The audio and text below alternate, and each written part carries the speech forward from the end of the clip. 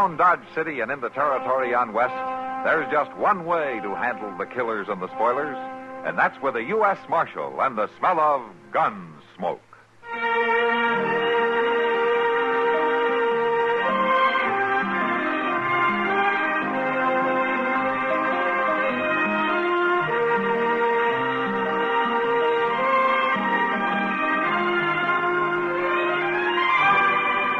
Gunsmoke, starring William Conrad, the story of the violence that moved west with young America, and the story of a man who moved with it.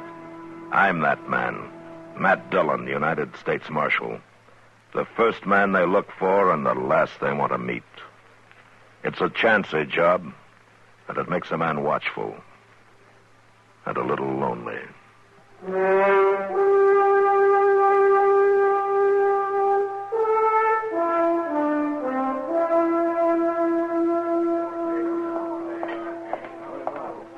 Marshal? What? Marshal, I've been looking for you. Oh, hello, Tush. I just want to ask you one question.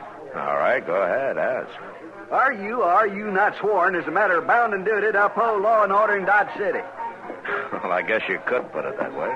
Then why don't you get up from that there table and go out and find that cow? Oh, Cow? goodness, you think all Mr. Dillon's got to do is go around hunting some scrawny old You cow? keep your mouth shut, Chester. No, just a doggone minute here. Ain't nobody going to smart off at Sit me down, like that. Chester, sit down. I You too, Tush. You keep waving your arms like that, you're going to get apoplexy. ain't got no time to sit down, Marshal.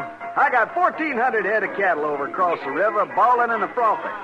I got buyers up at the Dodge House willing to pay pretty near anything I ask because I'm bringing in the first trail herd of the season, providing I can. Marshal, you've got to find out what happened to Oney Hager and that gall-dying cow of his. Well, how do you know anything has happened to it? They ain't at that shack of his, neither one of them. If he was just going visiting, he wouldn't take the cow, would he? He might. Oney Hager's pretty crazy about that cow. You shut up, Chester. I didn't ask you. I didn't ask if you asked. I was just saying my own sense. All right, Chester. Look, Tush, why don't you just sit down and have a beer, huh? Oney will be back in his own good time. Well, his good time ain't mine. Bert Collins is bringing a herd up for the Circle C. He ain't more than 2 days behind me. And if he gets his cattle across that river and into them shipping pens first, he'll get the big price and not me. Well, I'll check around town in the morning and see if anybody knows where Oney went.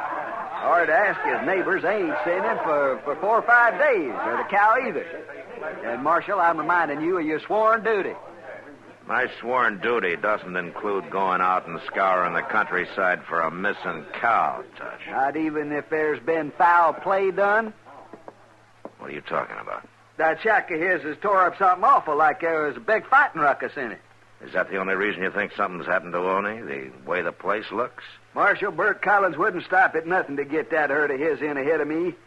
He's just low down mean enough. Well, it's too late to start tonight, but I'll see what I can find out first thing in the morning. That's all I'm asking, Marshal, for you to enforce the law and protect the innocent and bring a guilty to justice. Yeah, I'll try to do all of that, Tush, the first thing in the morning, huh? Now, why don't you check in at the Dodge House and try to get some sleep? I doubt I'll close my eyes. All them cattle on the far side of the river, all that money on this side. I won't sleep a wink, Marshal, but I hope you pass it well. Thanks, Tush.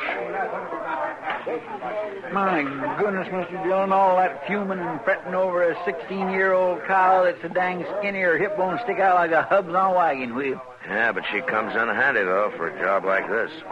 Oh, Matt. Chester. Oh, hello, Kitty. Kitty. Sit down. You like to have some beer? Yeah, thanks. All right. What's Tush Lee all worked up about, Matt? Oh, he's got a trail herd that he wants to bring across the river.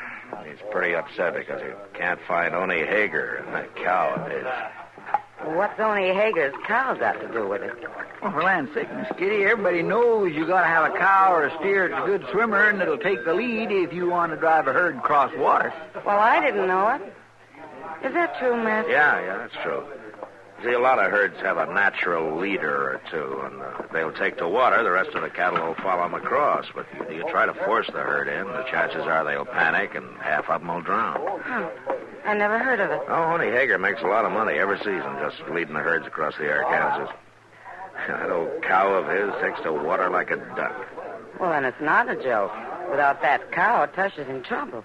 Sure he's in trouble. When Bert Collins hits here in a couple of days with his herd, there's going to be more trouble. But he's already here, Matt. Collins? Yeah, I seen him on the street this afternoon. Ain't he due in yet? No. He must have had a gun ahead. Mr. Dillon, Tuff said that shack the owners is all tore up like they'd been a fight. Yeah. And Oney's not one to go off on sudden trips. You know something, Kitty? I think you're right. It's not a joke.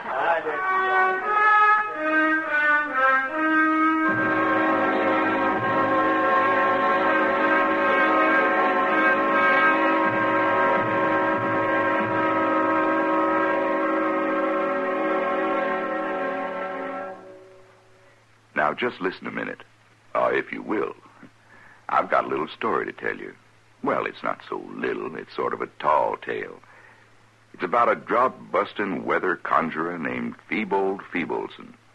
Why, they say Kansas never had a drought that he couldn't bust in 24 hours. They say he had at least 100 different ways of doing it, too. Once, when it got so hot that folks had to spend half their time in some lake to keep from drying up and blowing away, old Feebold figured it was time for a little rain. Well, he thought on the problem for a while. Then he went out and built huge fires all around the lakes and kept them a-going until the lake started boiling and the water got to vaporizing. These vapor clouds rose up from the lake so fast they slammed into one another and started raining all over the place. Well, sir, once primed, the rains came again and were soon back on schedule. Feebold saved the country that time. That wasn't the only time that Feebold saved the country either. There were others, too. Like the time he used the noise method to make rain. Oh, he didn't use cannons and rockets and the like. He was original. He used frogs. Now, Feebold realized that frogs wouldn't croak unless they were good and wet, so he hypnotized a couple of them and told them it was raining. Well, sir, it would have done your heart good to hear them frogs croaking with joy and spreading the news around. Soon every frog in the country was croaking as loud as he could, which was loud enough to give an Indian rain god a skull-splitting headache. Well, the amount of noise turned out to be just right, and the rains just poured down. Of course, old Feebold could only use that method once a year, because so much rain would come down that the frogs would get washed clear down to the Gulf of Mexico, and it'd take them near a year to get back home. Rain, fog, sleet, snow, heat, or what have you. Old Feebold had a way to handle the situation. Why, I remember the time that... No, I hadn't better tell you that one. Why, it's almost unbelievable. And I don't want to take a chance on making you think that I might stretch the truth just a little bit. Say, isn't it nice being citizens of a country where you can laugh and talk about things free as a breeze? And write and read and worship, too. Yes, sir. Maybe you don't think about it much, but you should.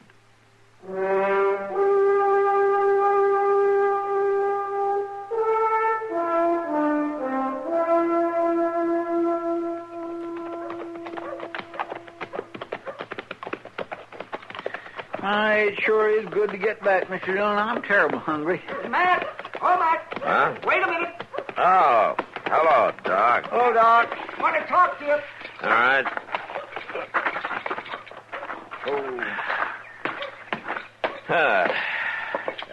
Chester, you go on ahead if you want. I'll meet you at the restaurant, huh?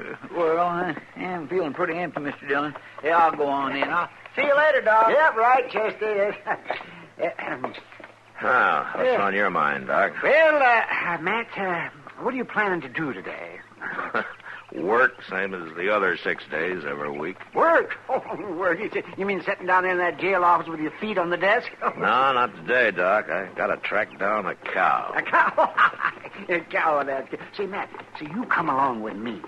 Oh, where? But I gotta look in on a couple of patients out toward Kiowa Meadows. Now, it won't take long, and we'll have the rest of the day to shoot us some prairie hens. Prairie hens? This time of year? Doc, the only prairie hen around here right now are holed up in the plum thickets so deep that a weasel couldn't even get you. Now that's just where you're wrong. You know how Kiowa Meadows is protected by that bend in the river?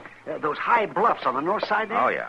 And these last few weeks, it's been mighty warm for this time of year. Yeah. Well, it's made a kind of a false spring out there in the meadow. Now, the way I hear it, it's just as green as May.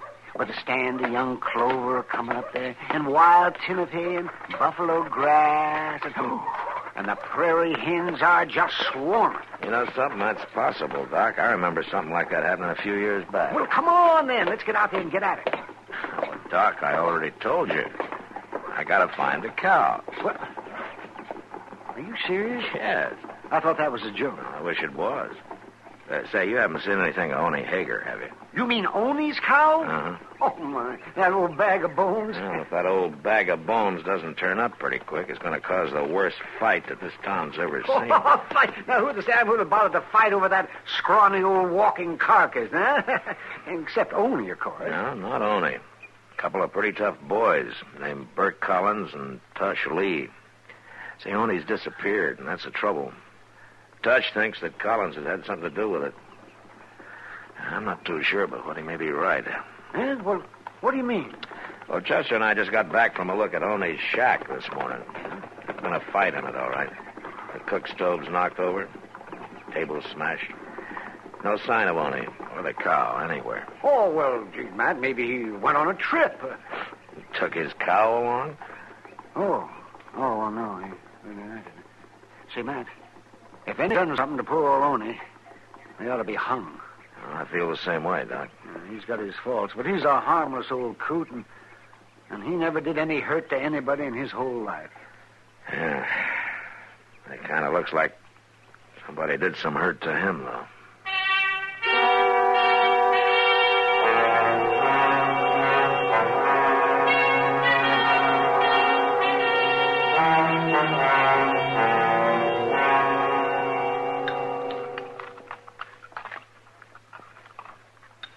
I just don't seem to have no appetite at all lately, Mr. John. Yeah, I noticed that, Chester. You only had 6 eggs.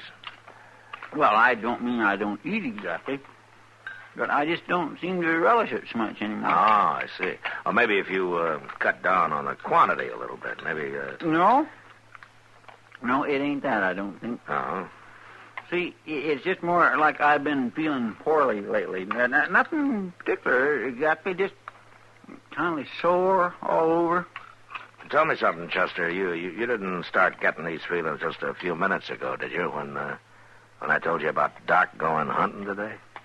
Oh, my goodness, no, Mr. John. I've been having these pains for a long time. Oh, I see. Of course, now that you mention it, I declare I bet it sure wouldn't do me no harm to... Get out in the open for a while, huh? Oh. Like around Kiowa, for instance, huh? Prairie hen makes mighty good eating. I heard you say that yourself many a time. Doc's already promised us something, Chester. Oh, Doc's already... Look, seeing is believing. Doc can't hit the side of a barn with both hands and a board in the middle. You know that. Matt. Hello, Kitty. Matt, you better get over the Long Branch right away. Oh, why? What's wrong? Well, Tush and Bert Collins over there, sidling around each other like a pair of tomcats. It's going to bust loose any minute, Matt. Come on, Chester. Look, I got some flapjacks here on the... Well, bring them with you.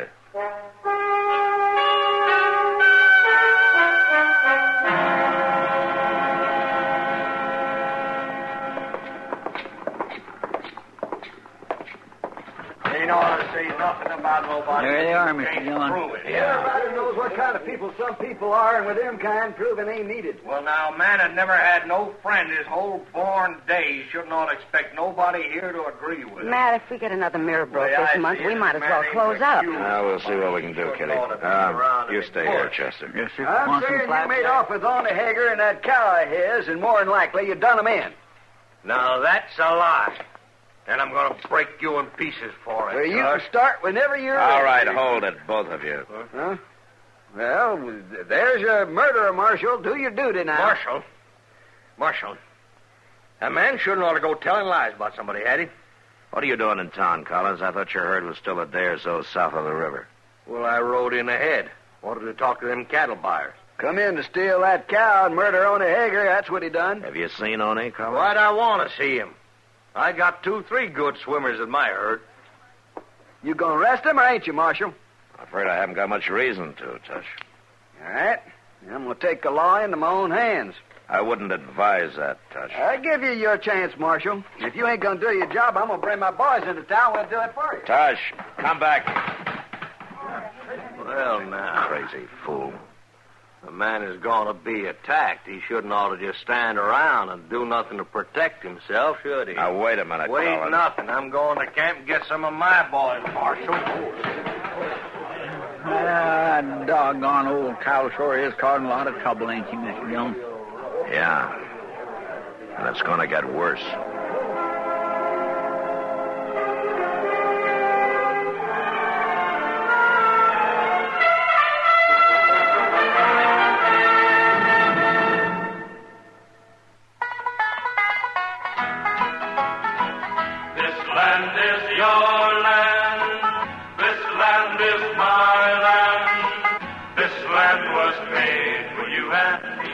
For all that we tend to group Nebraska with one or another of the states, the Cornhusker State has many characteristics which are strictly its own.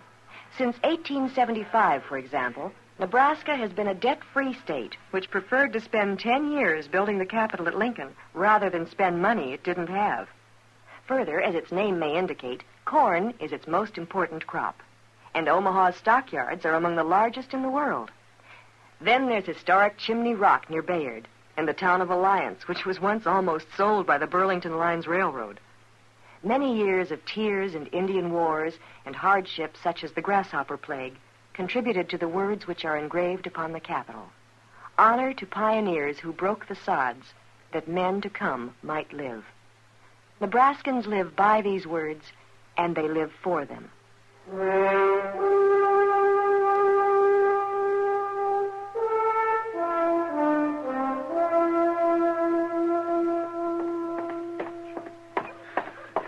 Situation like this just keeps my nerves tore to pieces. It's just... Mr. Dillon? Mr. Dillon? Shut the door, Chester. Oh, yes, sir. Mr. Dillon, what are you aiming to do? Sit here and digest my breakfast? Why? But they're going to be at it any minute now. Who is? Tush Lee and Bert Collins, you ain't forgot about them, have you? No, but I wish I could. Well, they're in town right now, both of them, and they got their men with them. Yeah, I know. Well, if you already know, why don't you do something? Like what, Chester? Well, my land, you could... At least you could go... Well, maybe if you couldn't do that, you... Well, you can't just sit here and let them kill each other. Oh, but I can sit here until I'm sure that that's what they're going to do. Yeah, but they are. They are. That's what I'm telling you. Tush is up there at the Long Branch saying how he's going to hang Bert, and Bert's down the other end of the street making his brag about how he's going to shoot Tush so full of holes that birds can fly through. Chester, if all the killing that's talked about in Dodge City was actually done, Boot Hill would be 10 miles wide and 20 miles long. But these two are really going to. Then I'll deal with it when it starts. And that'll be any minute now. Everybody else in town thinks so, too. Take a look out this window. There ain't a soul in the street except for some crazy fool leading a... Mr. Dillon? Yeah, what's the matter? Tony Hager. What? Oh, he's got his cow. He ain't dead at all. Come on.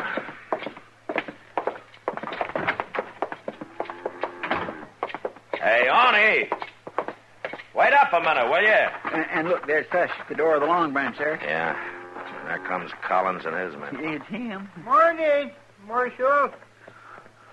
Chester. Oh, Arnie. It's looking up to be another mighty pleasant day now. Or wouldn't you say so? Yeah. It's a fine, fine day, Arnie. Where have you been?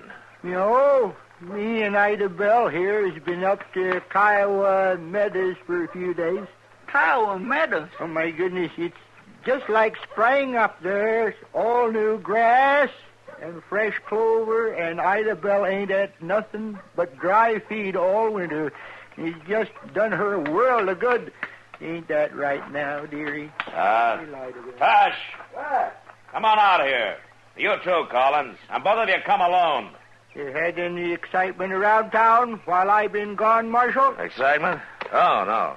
None to speak of, Arnie. Things have been pretty quiet. Arnie, did you see any prayer hen up in Kiowa Meadows? Oh, my, yes. There was just scads of them. I'm mighty glad you got away from him, Oni. Did he hurt you bad? Oh, now shut up and listen to me, both of you. Before you start taking the law into your hands again, Tush, you better stop and think for a minute. He's only been away on a little trip. Collins here had nothing to do with it. What? It's true. Tell him, Oni. Well, I don't know what you're talking about, but me and Ida Bell's been up to Kiowa Medicine. Well, there you are, Tush. Like I told you. Well, how was I to know? Well, you didn't know. And it's like I said, a man hadn't ought to say what he ain't sure of. I reckon I was kind of in the wrong, all right. Well, that's for dang sure. And you made me look real bad, Tush. Yeah, I guess I did. Bert, I might set up drinks if you was a mind to. All right. You ain't got to say that but one time. Let's go. Oni, will you have that cow down the river in a couple hours? I got a job for her. Well, I'm mighty sorry, but Ida Bell can't do no swimming today. She can't? Well, why not? Well, she ate too much green clover, and she ain't going to be fit to go in the water before tomorrow. Tomorrow may be too late. Oh, forget it, Tush. Throw your herd in with mine. We'll swim them across together. Well, We'll hold out for the same price with them cattle buyers. Fair enough. Oh, all right. Come on, let's get that drink. Okay. Say, Oni, Yeah? if you went off on a trip on your own choice, now how Yeah. come your house was all tore up so bad that way? Yeah? Well, that was on account of Ida Bell. She didn't know where we was going, and she put up an awful ruckus before I convinced her. But it wasn't the barn that was tore up, it was the house. Well, of course it was. Where do you expect me to keep her, outdoors? No, Oni. Nobody would expect you to keep that cow any place except right in the house.